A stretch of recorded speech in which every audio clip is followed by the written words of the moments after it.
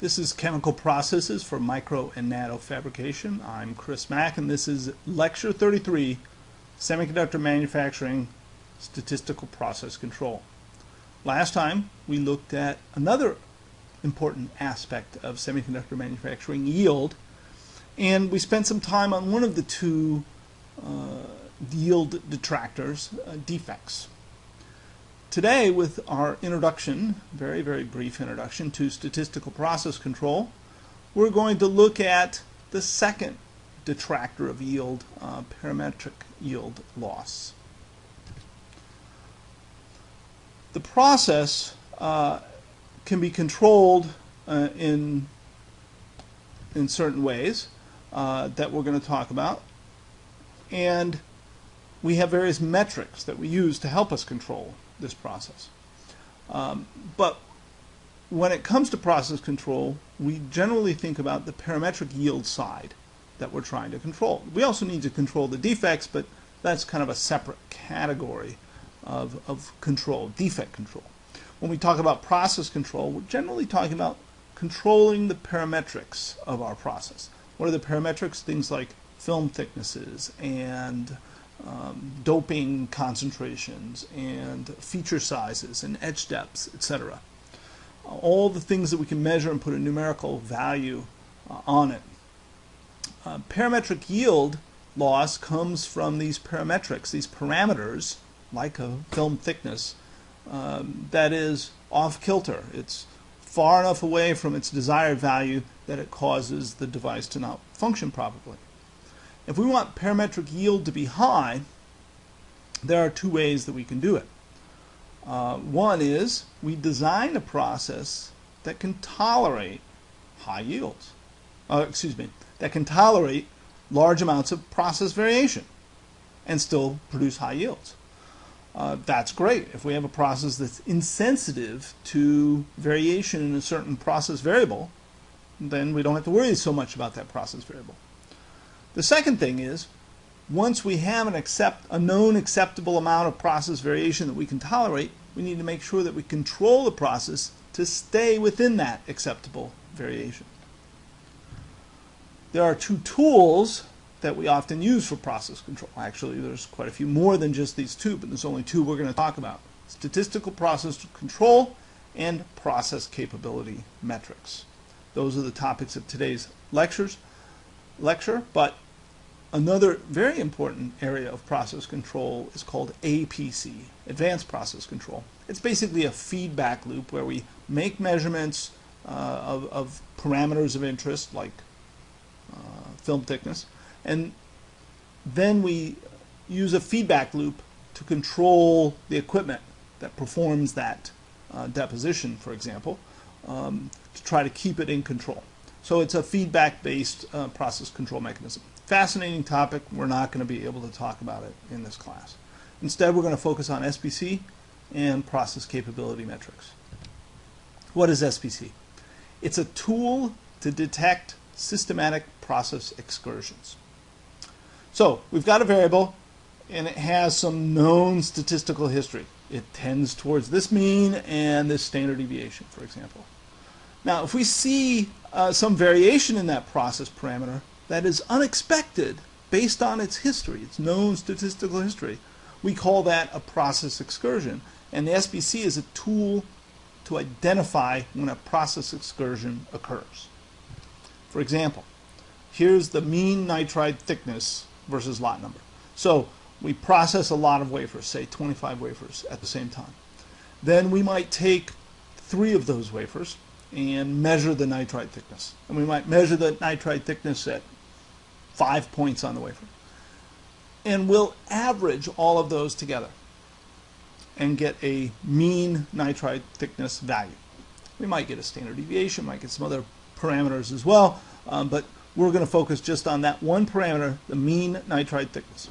And then we plot that mean as a function of lot number. Every day we process another lot, or maybe we process a dozen lots a day, something like that. But we sequence through lot numbers, and we plot that measured mean nitride thickness. And we get some variation of that mean value. And what we want to do is look at this variation and ask, is this particular point a problem? Is it just normal statistical fluctuations, or is it something else going on? Maybe something happened to this lot that's different than the other lots. That's what SPC is all about. The SPC method goes like this. We establish an historical mean and standard deviation for a variable under consideration. Now, for example, I said the mean nitride thickness. What I mean by that is the mean measurement of one lot, the lot mean. And then we'll plot that as a function of lots, and that in and of itself will have a mean value and a standard deviation. So for example, if we look here, this is the mean nitride thickness, but this is the mean within one lot. We can also calculate the mean value of all these data points, which is the mean of all the lots. And then of course we can have a standard deviation. Historically, the standard deviation of this mean nitride thickness amongst all the lots.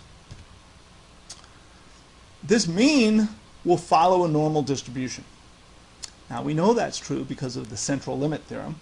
If you haven't studied that, or if you've forgotten it from your statistics or probability course, it's very, very important. You might go back and look it up. Basically says that if I sum up a bunch of variables, then that sum will follow a normal distribution even if the individual variables do not. So this mean value we can track and know that it has an approximately normal distribution. Then we'll use a 3 sigma probability as an indicator of a problem. In other words, suppose some event occurs. We can calculate the probability that that event occurred randomly based on this normal distribution.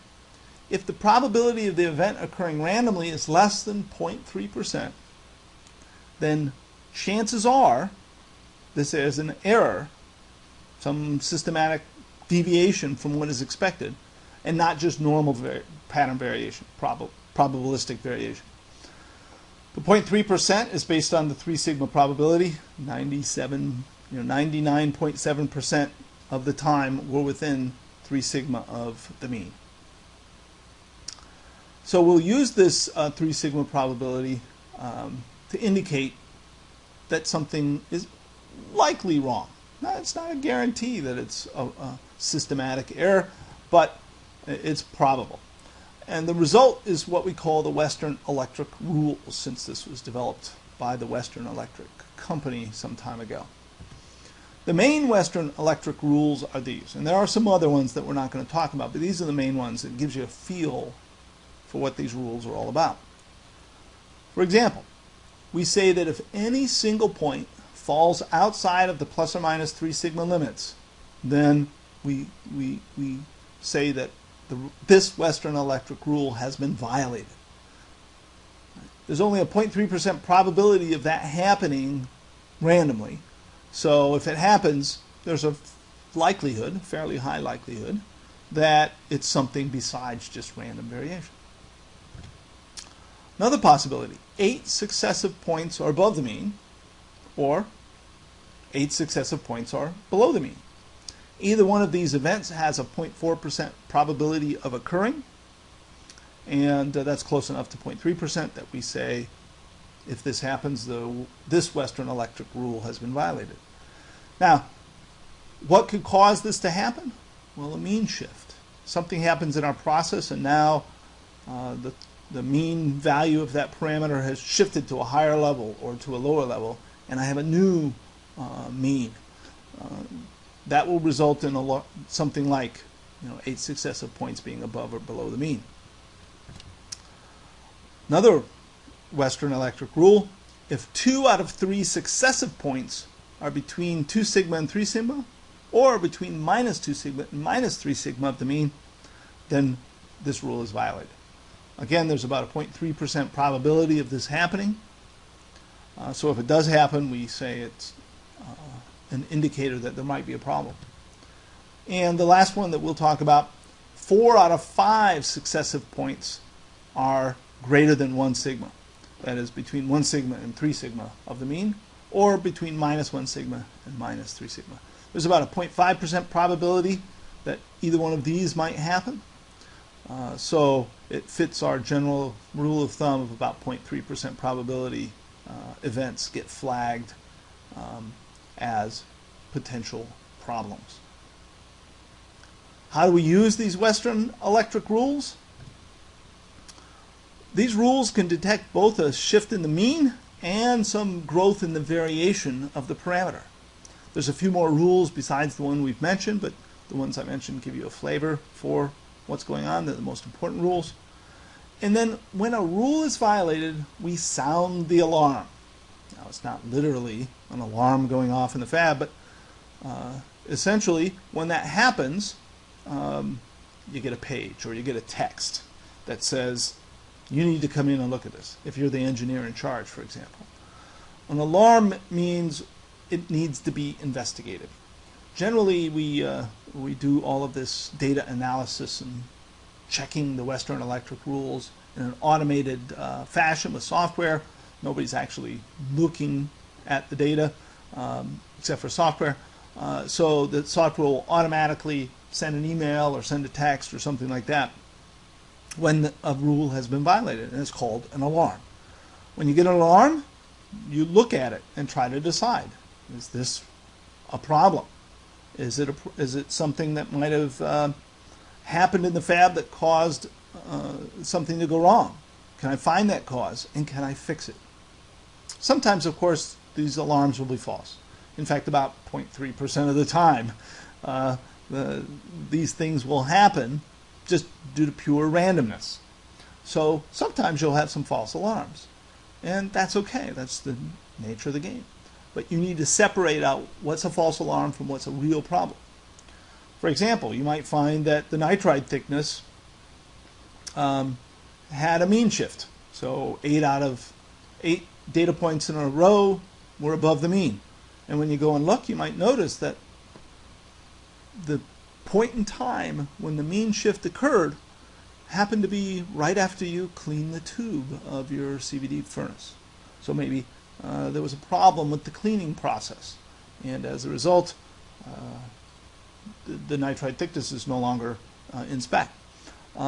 Maybe it was because you changed some gas canisters for the process gases used in the nitride CVD process. Something like that. So you look for a cause and then try to address it. We also can use these rules as a measure of how well our process is in control. We measure something called the average run length. That is, how many number of points on average are there between alarms? If we're having alarms all the time, then we have something wrong in our fab. If we have a fairly large number of points between alarms on average, then things are looking good. So we can also use the average run length as a way of looking at the fab in general and saying things are going well or things are not going well.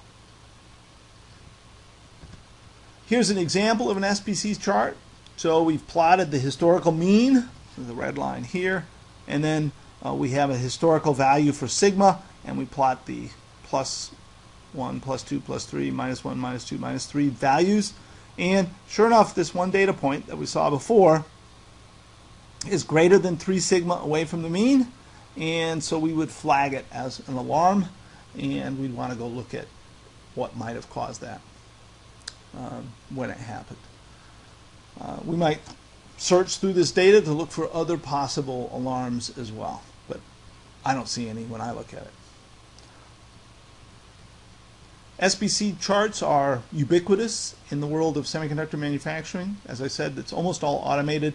Measurements are made and the data automatically goes to a computer system called a manufacturing execution system, or MES software, that collects the data, generates the charts. You can look at them online anytime you want, and then if there is an alarm, it will automatically send out emails or texts to people to let them know.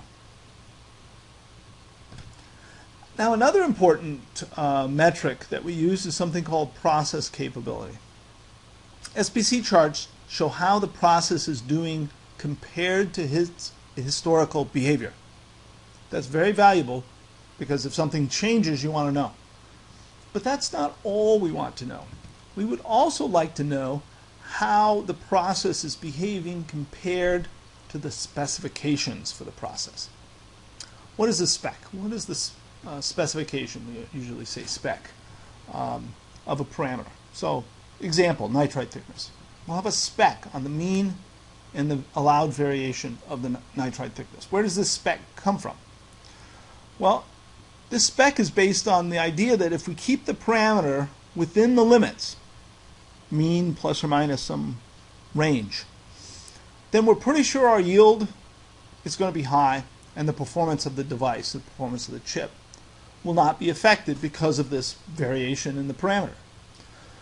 We get these specs based on a combination of experience and modeling. So we have modeling of how the entire process will behave, modeling of how the device will behave as a function of process parameters, and we can have a model that might tell us how variations in the nitride thickness for a particular step might affect the overall performance. Or we might just have some experience that says it needs to be like this. Based on that, we'll put together process specifications and we'll ask, how does this long-term statistical behavior, the historical statistical behavior of our process, compare to what our specs are for that process? That's a very different question than what SPC is designed to answer. And we use a metric called the Process Capability Index to answer that question. So our specs are defined by two parameters, the upper spec limit, USL, and the lower spec limit, LSL. And the difference between these is the range of the parameter value that is acceptable. Then we compare that range of acceptable values to the historical fab performance. So sigma would be the standard deviation of the actual variable in the fab. So 6 sigma would be a plus and minus 3 sigma range of that variable. And then we'll look at we'll compare with this ratio the upper spec limit minus lower spec limit range of the needed value compared to the actual performance, 6 sigma. That ratio is called C sub P, the Process Capability Index. Higher CP means a more capable process. That means our performance fits well within the spec limit range. But there's a problem. This metric will not detect a mean shift. And it's only looking at the standard deviation, not at the mean of the fab data. So we're gonna modify C sub P to include mean variations. And our new metric will be called CPK. And that's how we pronounce it. That's what we always say. What's the CPK of the process, for example? CPK is nothing more than this Process Capability Index, C sub P, multiplied by 1 minus K. And K is a term to answer the question, has the mean drifted away from the target value for that? So this mean here is the historical data from the fab, and the target is the spec, the actual value we're trying to get for the mean. And then the ratio of this variation to 3 sigma, which is half of the upper spec limit minus lower spec limit, is what K actually means. So we modify C sub P to include the possibility of a mean drift, and the result is a new metric, CPK, that includes both the variation and the mean of the historical data.